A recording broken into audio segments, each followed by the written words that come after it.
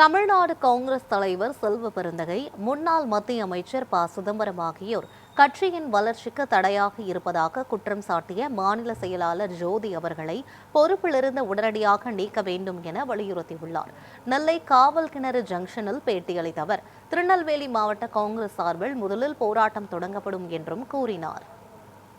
காங்கிரசுக்கு விஜயோட போயிருந்தா வளர்ச்சிக்கு ஒரு அருமையான வாய்ப்பு இருந்திருக்கும். 60 எம்எல்ஏ இருப்பாங்க.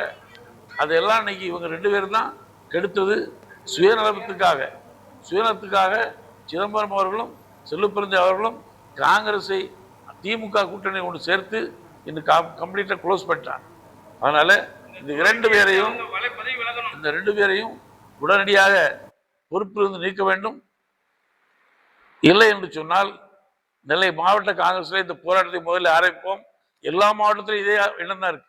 எல்லா மாவட்ட தொண்டர்களும் இவங்க 2 பேரும் சரி பண்ணிட்டாங்கன்ற ஒரு எண்ணம் இருக்கு. அதனால அவங்க நிச்சயமாக நீக்கவில்லை என்று சொன்னால் மாபெரும் போராட்டங்கள் தொண்டர்கள் நாங்கள் நடத்தும்.